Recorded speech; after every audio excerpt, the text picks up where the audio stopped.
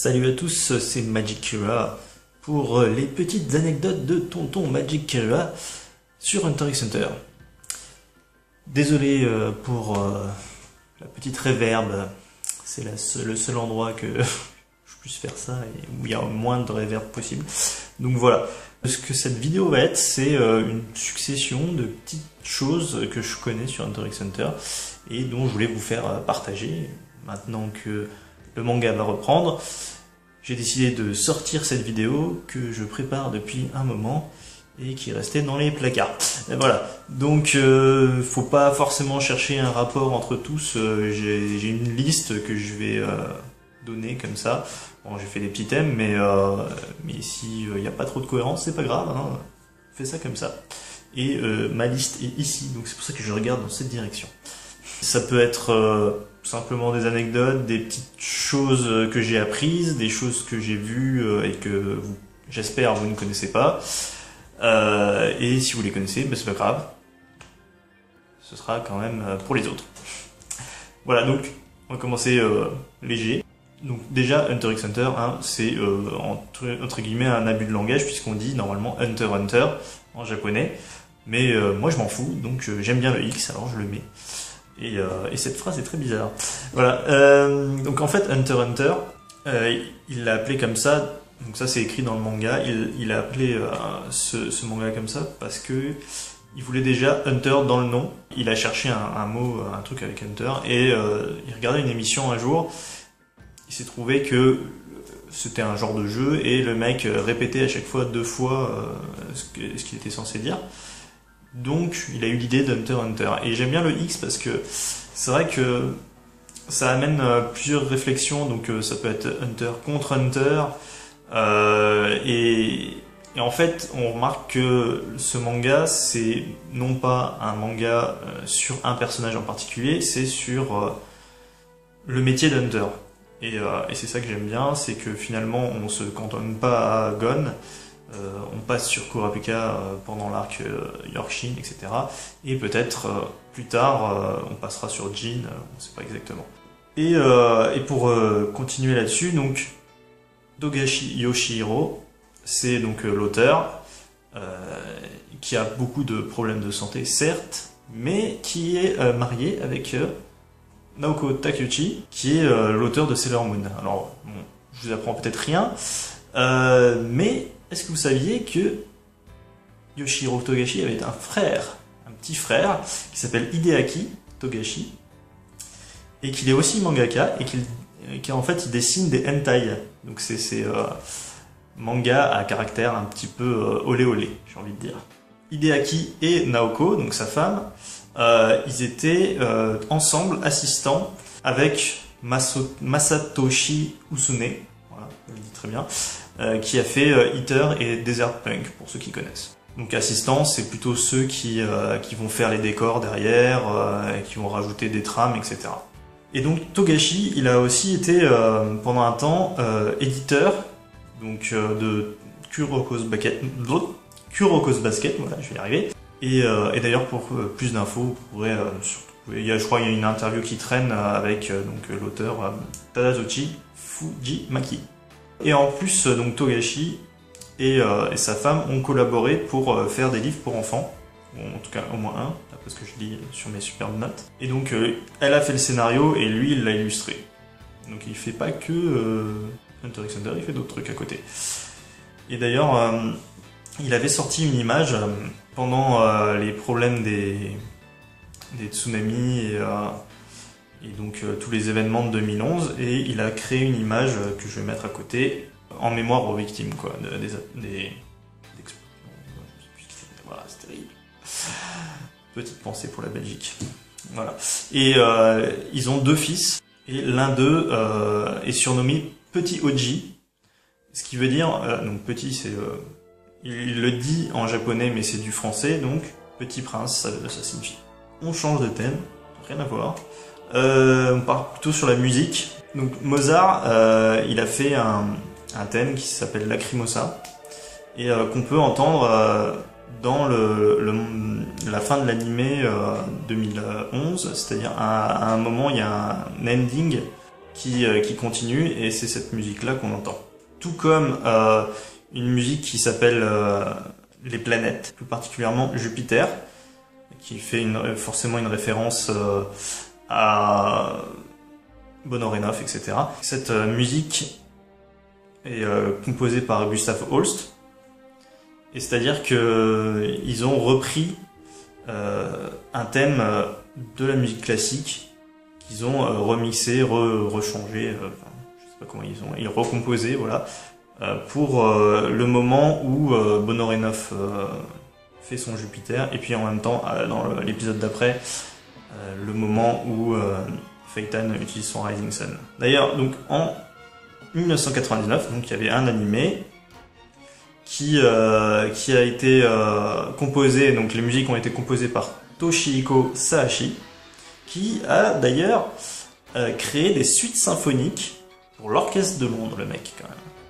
Plutôt classe. Il y a une radio qui existe, enfin radio, c'est ce qu'ils appellent Hunter x Hunter Radio, tout simplement, et en 1999, donc les doubleurs, les seiyuu, comme ils disent, ont enregistré plusieurs de ces numéros, donc de Hunter x Hunter Radio, et donc c'est des aventures, etc. Alors c'est trouvable en japonais puisque c'est de base en japonais. Par contre, donc c'est en CD. J'ai vu sur internet qu'il y a des gens qui se sont amusés un peu à retranscrire en anglais. Donc si ça vous intéresse, il y a toujours possible. C'est un peu compliqué. Tout comme il existe des comédies musicales, 2 ou 3, je sais plus exactement, avec les acteurs de 1999. Donc ce qui est assez marrant, c'est que on voit que c'est les gens qui ont fait les voix collent assez bien aux personnages qu'ils interprètent. Donc ça c'est plutôt cool. D'ailleurs, pour rester sur le 1999, en Italie, ils sont assez fans de manga aussi, et à l'époque, ils avaient créé carrément une chanson originale pour l'opening. Je vous invite à l'écouter, moi je l'aime bien. En parlant donc des doubleurs, il y a eu un changement de doubleur de Netero dans la version 2011, parce que le problème c'est que le premier est décédé. Et donc il a été remplacé, et c'est pour ça que pendant l'arc des Chimera Ants, on a un changement d'acteur. Yoshiro Togashi, d'ailleurs, il a fait des voix en tant que guest. Durant l'anime de 1999, il a fait le mec qui fait de l'escalade sur la tour aux astuces. Donc, et puis également, donc, il y a un pilote qui existe, un pilote qui a été créé en 1998, sachant que le manga a commencé à sortir en 98, voilà, ça s'est fait très rapidement.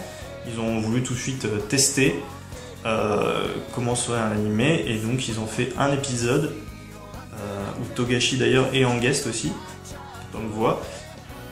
Je sais pas laquelle, c'est pas forcément noté, mais voilà, il y est. Et donc dans ce pilote, ça reprend une grosse partie du début, qui est assez d'ailleurs fidèle, même voire presque plus fidèle que les deux autres animés. Si ce n'est qu'à la fin, ils sont un peu partis en vrille, et il y a au moment où il y a le bateau, je sais pas exactement ce qui se passe, je l'avais vu, je crois qu'il y a eu un genre de monstre qui apparaît, etc. Étrangement, il y a eu des news récemment, parce qu'il y a eu Rihanna qui a fait un nouvel album, je l'ai plus en tête, et dessus, donc elle apparaît dans une tenue qui ressemble vachement à Canaria en fait.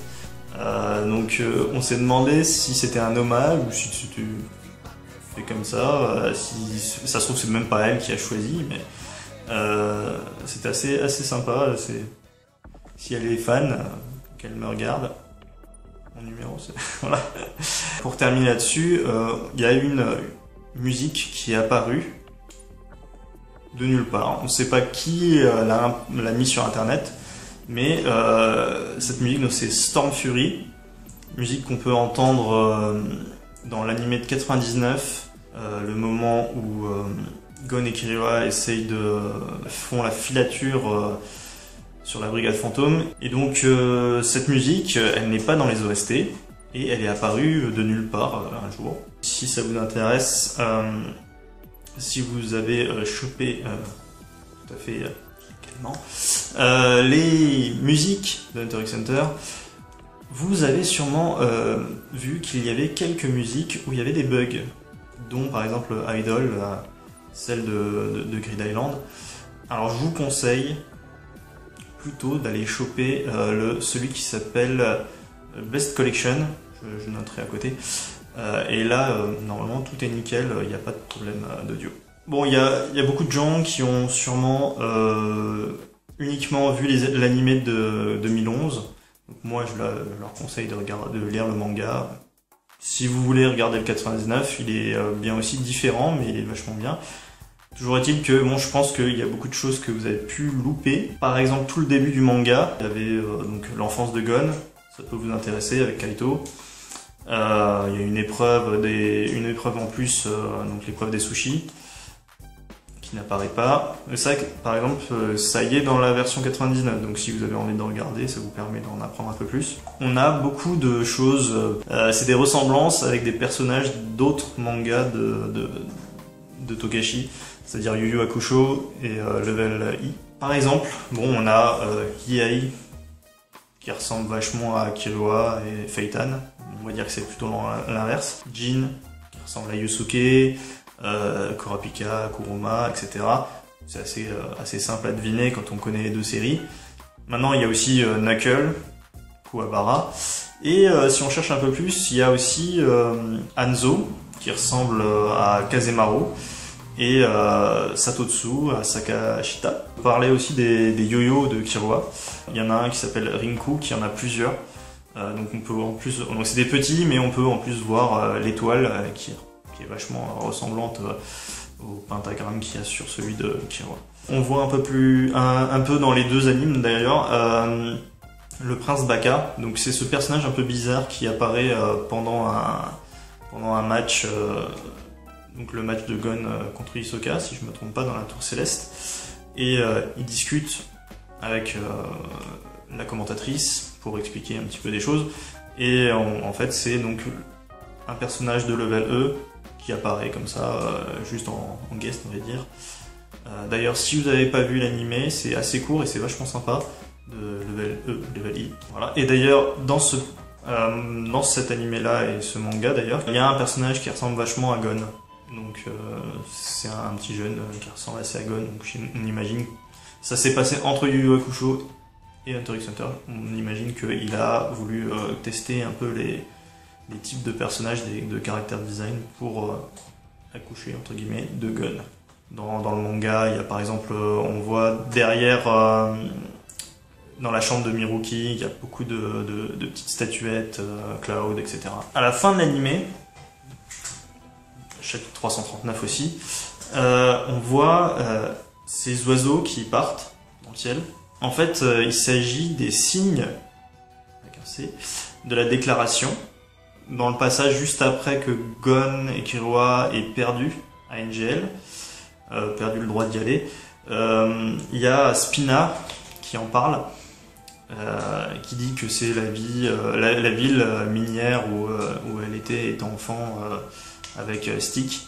À la fin, c'est Gon et Killua qui, on va dire, tiennent leur promesse d'aller les voir une fois que tout ça sera, tous les événements d'Equivalence soient terminés. D'ailleurs, alors, elle dit Stin à ce moment-là et pas Stick. Alors j'essaie de chercher un petit peu, a priori, moi je vois pas d'autre explication parce que c'est aussi, j'ai écouté dans l'animé, ils disent aussi Stin, mais c'est bien Stick Dinner, donc j'imagine que c'est une contraction des deux Stin, Stick Dinner.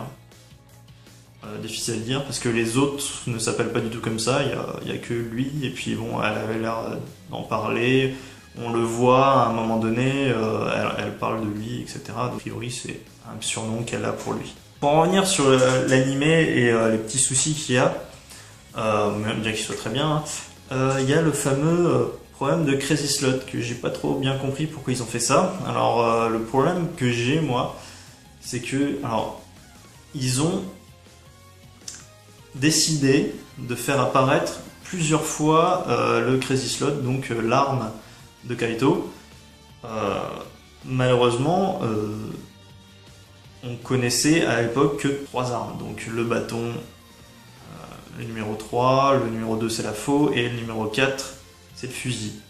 Et ils ont décidé de mettre 2 fois le 4 et 2 fois le 2.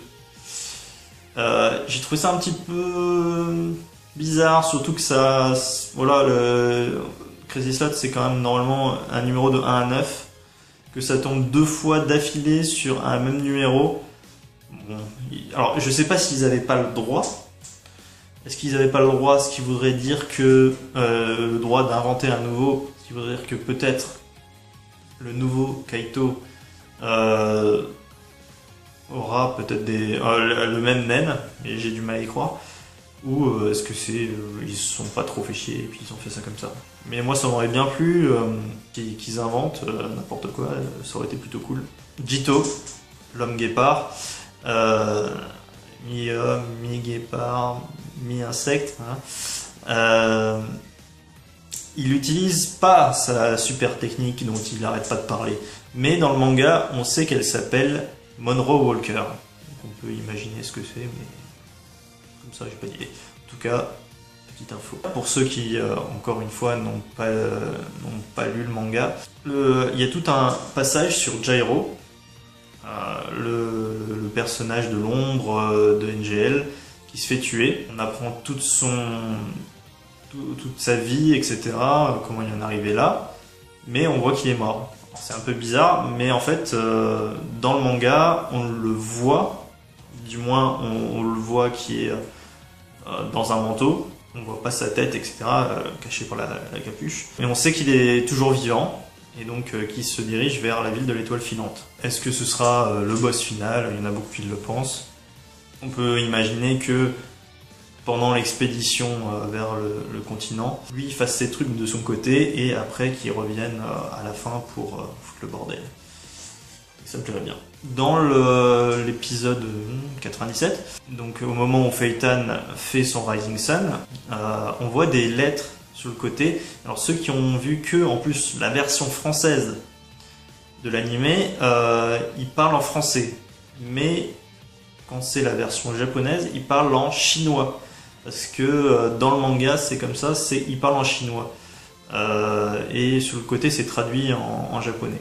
À l'endroit où il y a la Chine, vu que tous les continents sont déplacés, c'est en fait Kakin. Donc est-ce qu'il vient de Kakin? Je sais pas, auquel cas j'aimerais bien qu'il apparaisse plus tard, ce serait cool. Mais en théorie, non, puisqu'il vient de la ville de l'étoile filante. Maintenant, on sait que les villes de l'étoile filante... il récupère tout et n'importe quoi, dont des bébés, donc peut-être qu'il vient de là-bas. En parlant de la ville de l'étoile filante, je vous conseille de lire le chapitre 102, avec une partie de la mafia, qui n'est pas du tout dans les animés, qui vont expliquer un petit peu plus en détail qu'est-ce que c'est que la ville de l'étoile filante, avec le fait qu'il y en a qui se font exploser dès qu'il y a un problème. Là, ça va être un peu le bordel, hein. Je vais partir un peu dans tous les sens, n'ayez pas de peur. Grid Island, Tsesugera, qui a 3 collaborateurs, Barry, Rodorioto et Kesu. Mais alors, dans le manga, ils ont un autre nom quand on le voit à la liste de Grid Island. Parce que, a priori, d'après ce que j'ai compris, ils ont non pas un deuxième nom, mais ils ont pris un pseudo, comme Hisoka qui a pris le pseudo de Kuroro. Eux, ils ont Barry et Tupa, Rodorioto c'est Bordom, et Kesu c'est W. Donc, est-ce que W veut dire double, ou quelque chose comme ça? Peut-être qu'il a voulu mettre ça. Et c'est plutôt intelligent de leur part. D'ailleurs, tous ces mecs-là sont des hunters professionnels. Toujours dans Grid Island, il y a un mec qu'on voit que dans le manga et dans l'anime de 99. Il s'appelle Dojiro. Pourquoi je dis ça? Parce que il y a le guidebook. Donc c'est un livre qui explique un petit peu pas mal de petites choses sur le monde d'Hunter x Hunter, qui déjà date un peu. Ils ont mis une liste de personnages à la fin, avec des petites vignettes, etc. Et on a énormément de personnages, beaucoup sont inutiles, mais on a plein de noms de personnages qu'on voit genre une fois, même des fois de dos. Donc j'en mettrai une petite liste. Togashi s'amuse à écrire les noms des personnages de dos. Oui, je vais partir sur n'importe quoi maintenant. C'est vraiment, je suis en train de regarder ma liste, il n'y a plus du tout d'ordre. Laisse tomber. Il y a un truc que vous avez pu remarquer si vous regardez les scans ou des trucs comme ça, c'est qu'il y a plusieurs noms. En fait, c'est pour un seul truc, c'est Hunter RC, rattaché au comité en fait. Hunter RC, donc c'est ceux qui font la sous-traitance d'emplois gouvernementaux. Donc c'est un peu les boulets quoi. On les fait travailler pour le gouvernement et ils rapportent du fric à l'association. Pour eux aussi, en fonction de la difficulté du truc quoi. Et en fait, ces Hunter RC, on les connaît aussi sous le nom de Hunter Esclave et aussi sous le nom de Temp Hunter. Temporary Hunter, je sais pas comment ils le disent, mais Temp Hunter. Donc tout ça, vous vous dites en fait que c'est la même chose. C'est les mêmes mecs que Pariston a pris pour avoir des voix en fait. Il les a pris sous son aile et puis hop, il récupère des voix au niveau de l'élection. Dans les couvertures, par exemple du tome 19. Dans le tome 19, on a Léolio et un genre de poisson. Et bien, figurez-vous que ce poisson-là, c'est un poisson combattant. Son vrai nom. Tome 28, c'est une représentation de la création d'Adam. Et le 29, c'est donc les statues, c'est des statues de guerriers chinois en bronze qu'on voit par rapport à un hétéro dans la position qu'il est. On a Deep Purple. Vous connaissez Deep Purple? Purple, c'est le naine de Moro, qui est également le nom d'un groupe de musique évidemment. Et en plus, ce groupe de musique, pour ceux qui ne le savent pas, ils ont une chanson qui s'appelle Smoke on the Water. Donc ça donne un peu c'est un peu rigolo parce que évidemment Moro il a tué l'héros comme ça. Juste après donc il y a eu l'attaque du palais et pour ceux aussi encore une fois qui n'ont pas lu le manga, sachez que dans le manga il y a un genre de timer, donc un chronomètre qui explique à chaque fois de temps en temps on va dire combien de temps ça a pris. Et vous verrez que, en fait, genre l'attaque elle dure 1h30, un truc comme ça, alors que dans l'animé il y a des dizaines d'épisodes quoi. Mais en fait, tout se passe extrêmement vite et c'est pour ça que tout est vraiment ralenti. Entre le moment où, d'ailleurs on le voit parce qu'à un moment donné, Knuckle se dit que ça fait que 10 secondes. J'ai eu l'impression que ça fait 30 ans là, que je suis en train de me battre et en effet. Dans le timer, on explique bien ça, donc c'est assez cool à voir. Avant ça, il y avait donc NGL. Ils avaient des petits warifu. Les warifu, c'était les plaquettes de bois. Et quand on les réunissait, ça faisait un mot. Et en fait, ce mot, d'après la version Kana, a priori c'est ça, c'est Iko, et ça veut dire le vol. Soldani City. Cette ville-là, c'est celle où se trouve la tour des Hunters, le building de l'association, ainsi que l'hôpital, donc tout ce qu'on voit à la fin de l'animé par exemple. C'est Soldani City, pour info.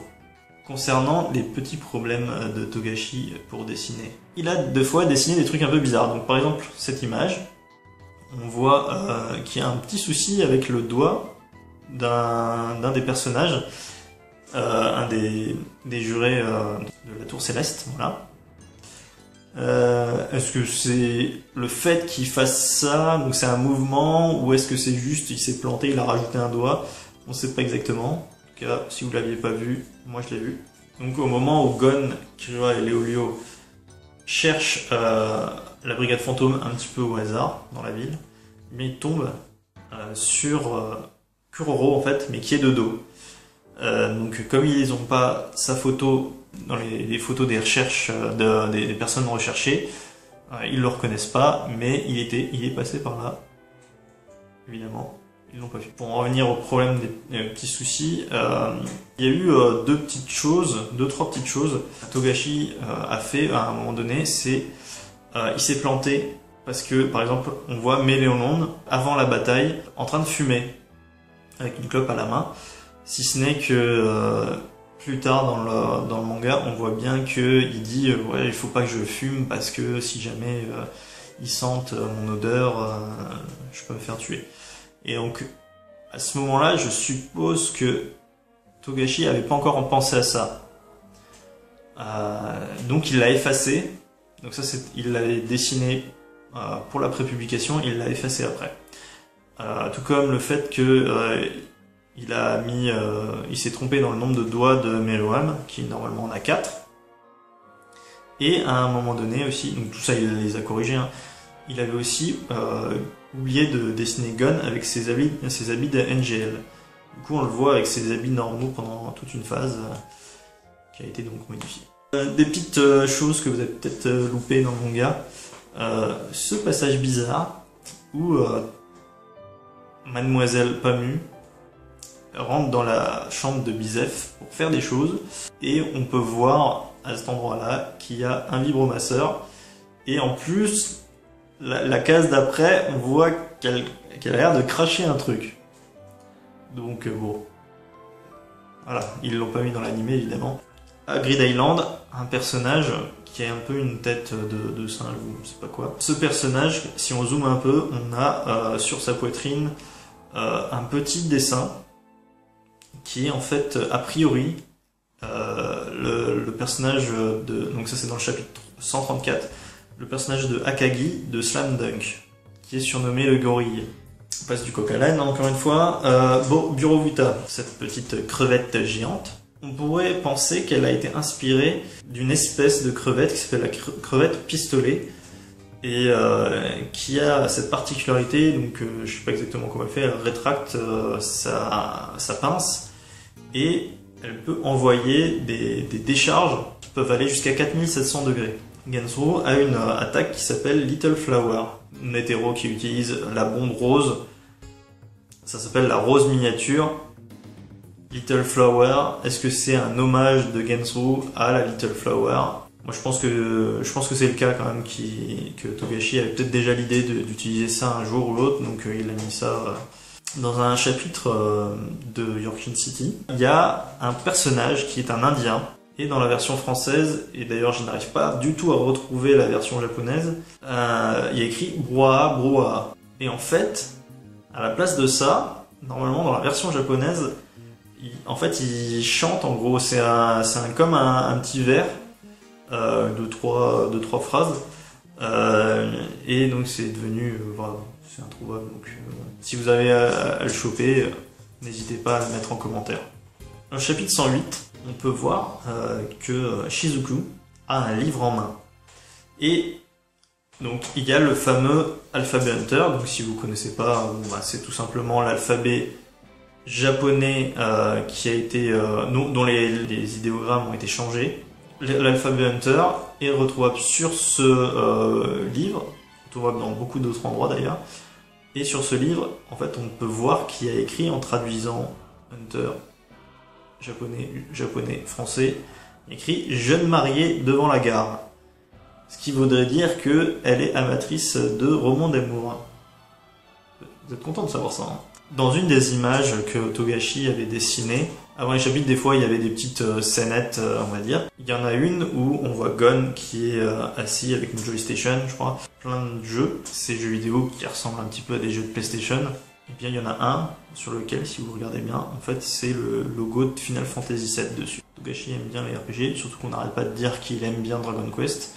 Donc ça m'étonnerait pas qu'il ait fait ça exprès. Et avant que la PlayStation 3 n'existe, dans Grid Island, il a dessiné en tout petit une PlayStation 3 telle qu'il l'a imaginée dans la chambre, enfin dans l'endroit où Dwayne entrepose tous ses déchets. Pour revenir sur les petits soucis qu'avait Togashi, il y a un truc qu'il n'avait pas pensé, c'était déjà que j'étais là, mais en gros, il a son monde, son univers, donc sa carte, dont les continents sont un petit peu éparpillés, et à un moment où on voit la carte de notre monde. Naruto. Oui, je parle de Naruto.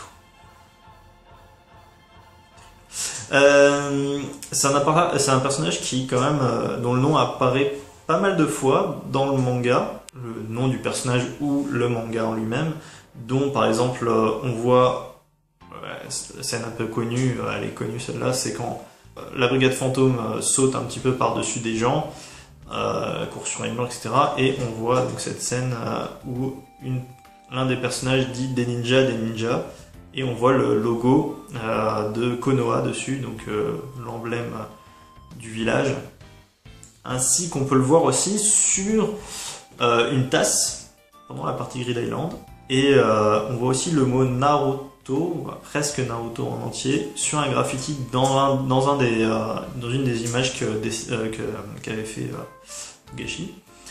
Mais alors, encore plus fou, vous allez être impressionné de voir que je n'ai aucune vie.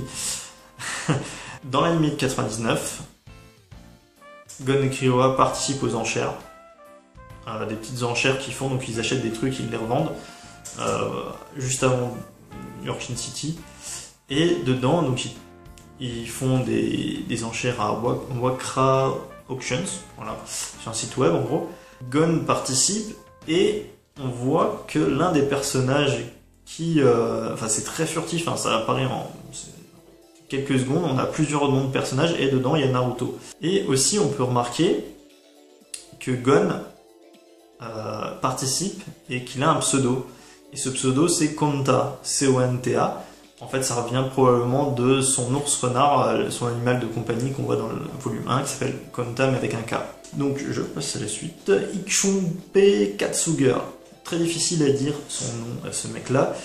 C'est un hunter de hacker, hacker hunter en gros, à 1 étoile.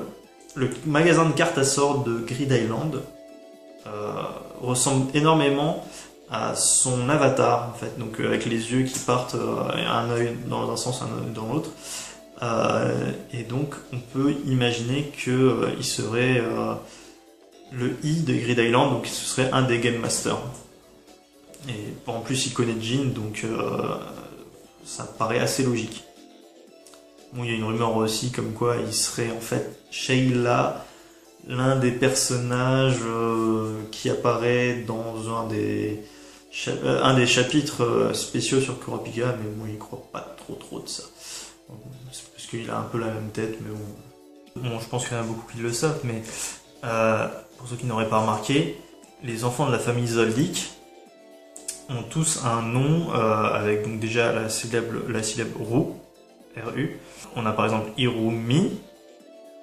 Alors le Mi de Hirumi est balancé sur le nom du petit garnement d'après, donc Miruki, Hirumi, Miruki, Kirua, Haruka et Karuto. Sachant que à l'époque, à un certain moment, Haruka, on savait pas que c'était, enfin, on connaissait pas le personnage quoi, on savait pas qu'il existait.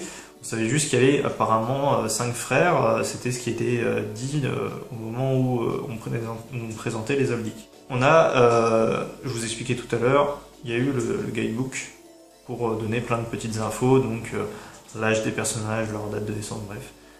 Et il y a eu aussi des pages qui sont apparues dans divers trucs, genre le Mythic Challenge ou trucs comme ça, dont l'une où on apprend le nen de certains personnages. Alors, beaucoup on s'en doutait un peu, mais intéressant à savoir. Donc Netero, on sait maintenant qu'il est du renforcement, tout comme Youpi, on s'en doutait un peu. Méléon, spécialisation. Knuckle, émission.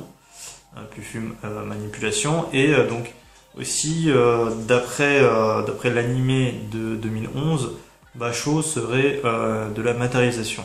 Qui est un peu plus logique que les rumeurs qui disaient qu'il était de la spécialisation.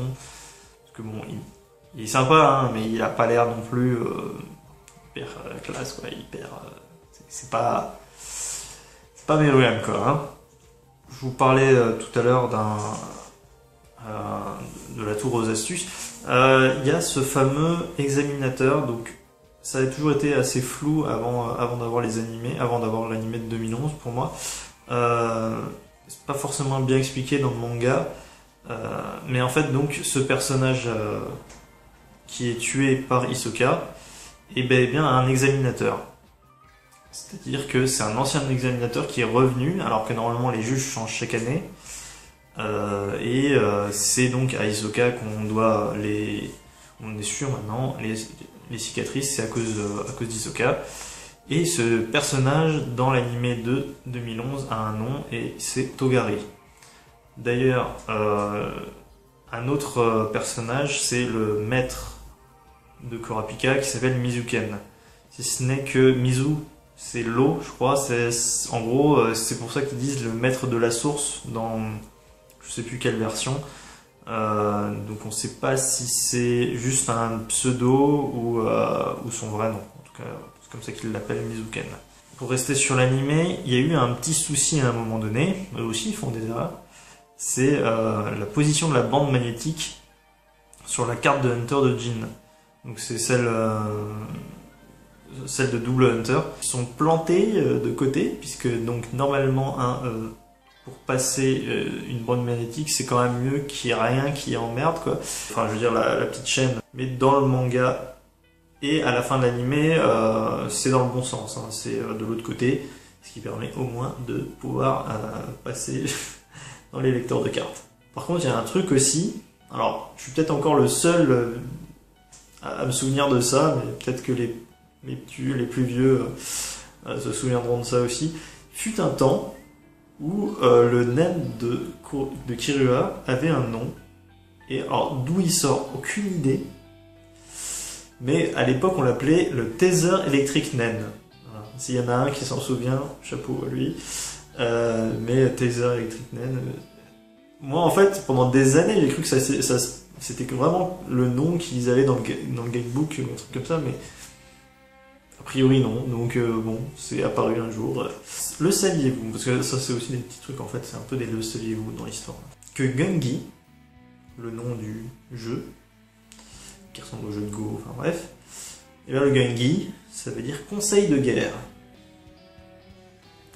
Et d'ailleurs, il y a toute une... Alors ça, je vais pas faire de résumé, parce que moi-même j'ai pas tout à fait compris, mais il y a des gens qui ont mis en ligne des théories sur le Gungi. Donc Meruem et Komugi sont en train de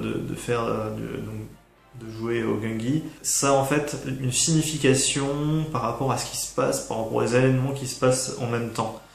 Donc quand il envoie un soldat, c'est qu'il se passe un même truc. Alors, je sais pas si c'est... Enfin, je me rappelle plus exactement pour être honnête, mais essayez de le dénicher si ça vous intéresse. Voilà. Dans les cartes de Grid Island. Alors, il se trouve que moi, je suis un fou, et donc j'ai recréé les cartes de Grid Island pour un pote, que je salue, tout en français, que j'ai réimprimé, etc. Bref, j'ai retraduit avec les traductions anglaises qu'ils ont chopé, des traductions japonaises ou je sais pas quoi, sur le wiki. Et en fait, donc en plus ils ont toutes les images qui sont scannées des versions qui ont été vendues avec les DVD japonais, je sais pas quoi. Et du coup, bon, si ça vous intéresse, c'est sur le wiki anglais. Et il y a certaines cartes, déjà on voit qu'il y a eu beaucoup d'erreurs qui ont été faites. Des fois c'est complètement exact, mais beaucoup d'erreurs de traduction. Donc si ça vous intéresse, n'hésitez pas d'aller regarder en anglais. Beaucoup d'erreurs au niveau, voilà, des explications des cartes, etc. C'est pas très logique parfois. Et ça veut souvent rien dire d'ailleurs. Et en plus, on peut voir le rapport qu'a Togashi, par exemple, avec les esprits. Que, par exemple, il y a une carte de Grid Island qui permet de discuter avec les morts, qui permet aussi d'errer en tant qu'esprit, un truc comme ça. Et donc, est-ce que ça va être développé plus tard? J'espère. Ça a l'air intéressant.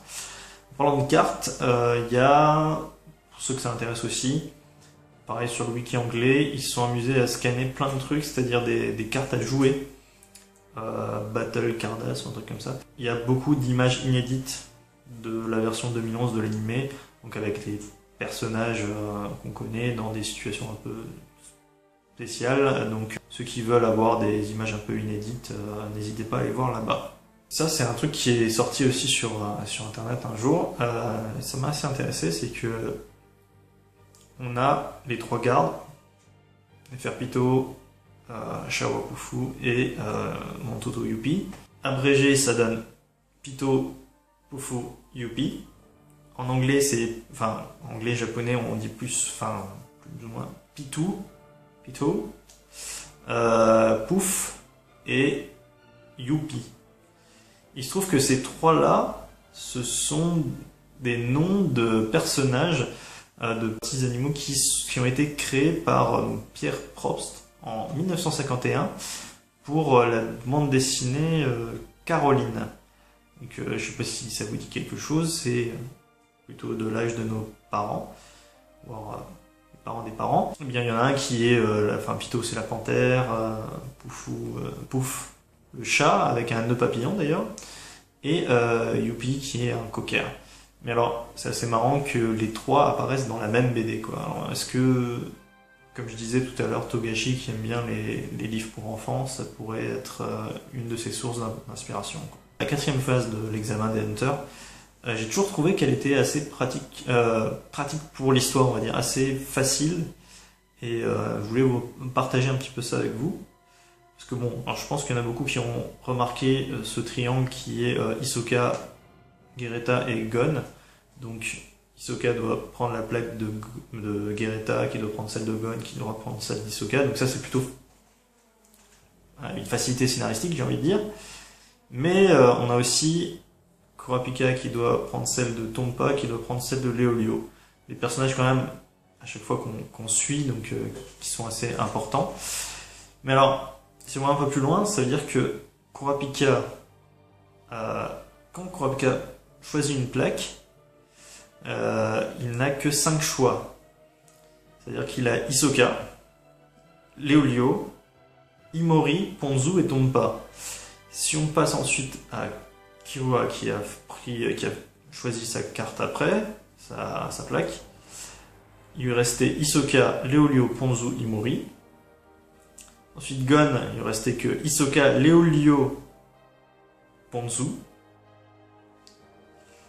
Et il restait donc Leolio qui avait le choix entre lui-même et Ponzu. Donc, qu'est-ce qui se serait passé s'il avait pris? Bon, évidemment, c'est dans le scénario, il prend celle de Ponzu et donc Tompa prend la dernière. Mais c'est assez pratique finalement. Quand on gratte un petit peu, on dit que Togashi s'est pas trop embêté à ce niveau-là. Il a fait ce qui était le plus facile pour lui. Il y a un film, donc il y a eu 2 films dont l'un c'est Fantôme Rouge et l'autre c'est The Last Mission.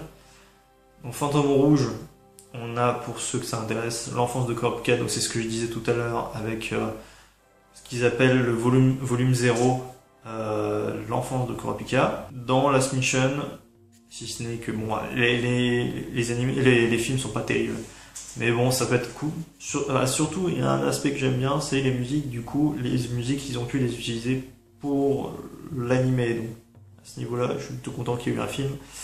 Ils ont toujours, à mon avis, plus de budget. On a enfin la fameuse arène, une petite réflexion de ma part. On a tous les combattants de l'arène de la Tour Céleste, et ces combattants ont l'air complètement pourris, donc j'étais assez déçu en fait.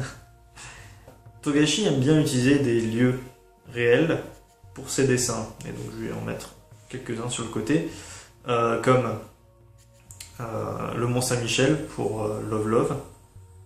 Il a pris aussi, donc par exemple,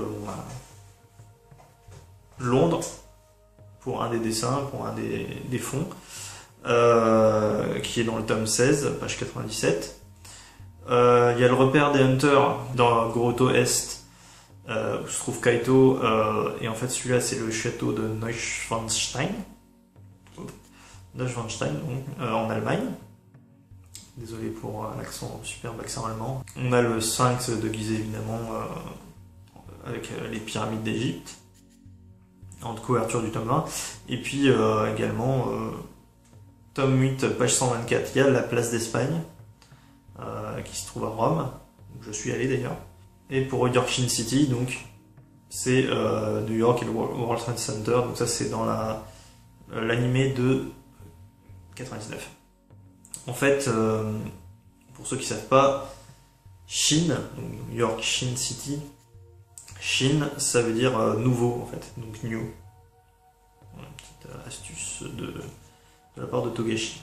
Une chose que j'ai toujours voulu dire, c'est que, bon, je suis pas le seul à avoir remarqué aussi, mais il y a eu un petit souci, on va dire ta gueule c'est magique, mais Hirumi, il a mis l'aiguille dans la tête de Killua, on est d'accord, jusque là tout va bien, il lui a mis une aiguille dans la tête, que ce soit pendant l'examen de Hunter ou peut-être avant, parce qu'à un moment donné, donc il fait ça, il lui met les mains. Moi je pensais que c'était à ce moment-là où il mettait l'aiguille, mais dans l'animé ils ont l'air de dire que c'était avant, pendant la formation.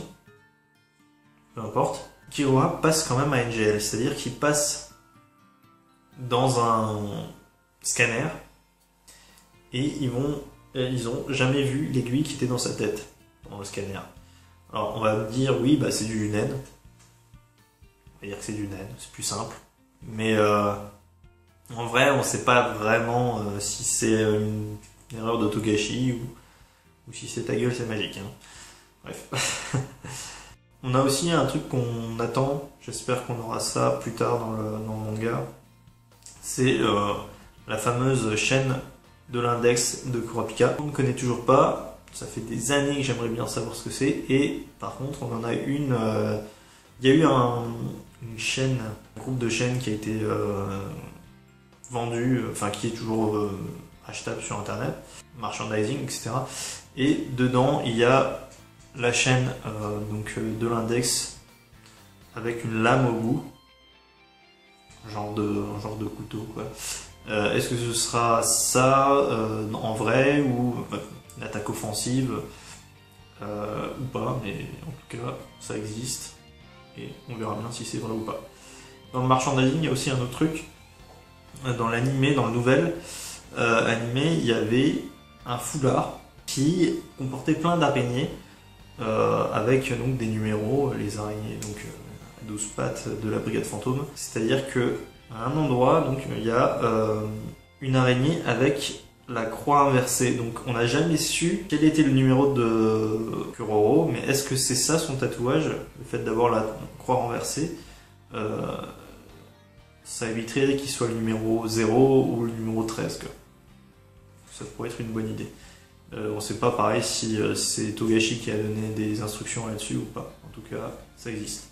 Dans le manga, il y a la fameuse monnaie qui s'appelle le Genis. Le Genis, si ça vous intéresse, donc, on peut le convertir en euros et ça fait environ 1 centime d'euro. C'est pour ça qu'on a des chiffres un peu... Bon, on sait que par exemple une canette vaut 150 Genis, donc 1,5 €. Et donc aussi on a une deuxième monnaie qui s'appelle le Pale, qui elle vaut largement moins, c'est-à-dire 0,00002 centimes d'euros.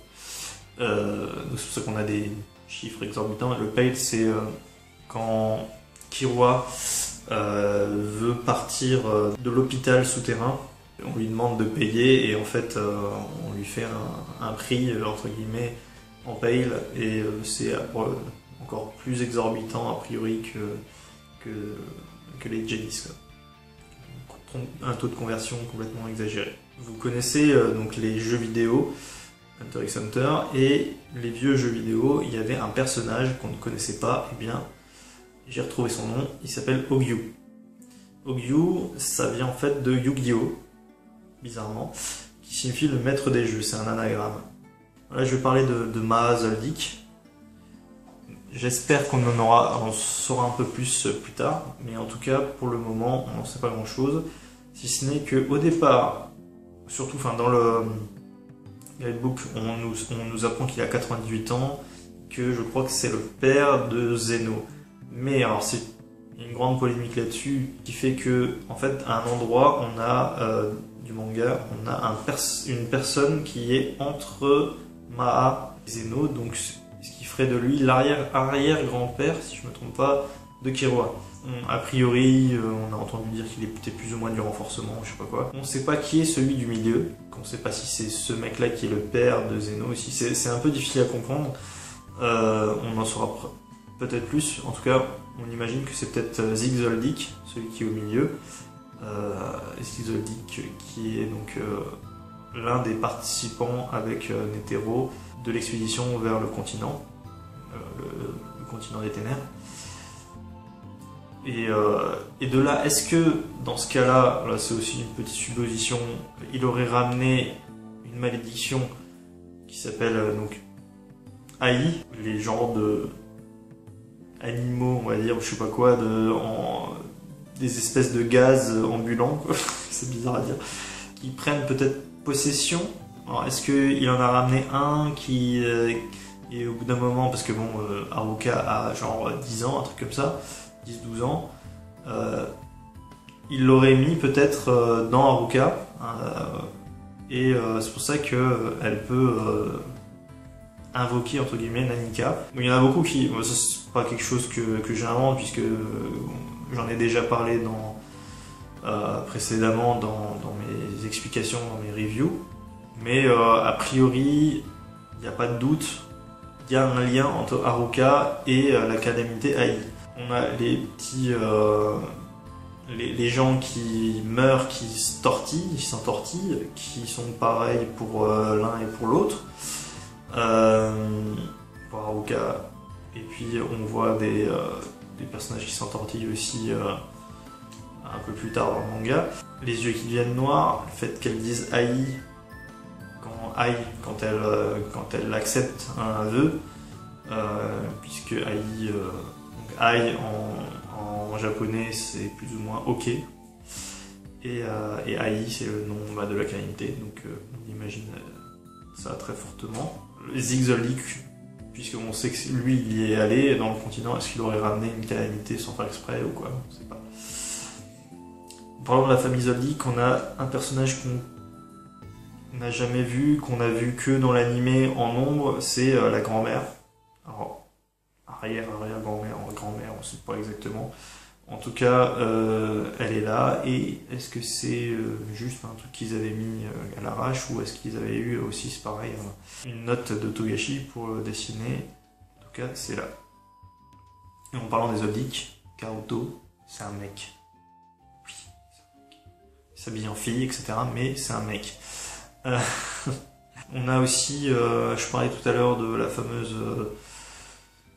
du fameux chapitre sur Kurapika, un fameux D-Hunter dedans.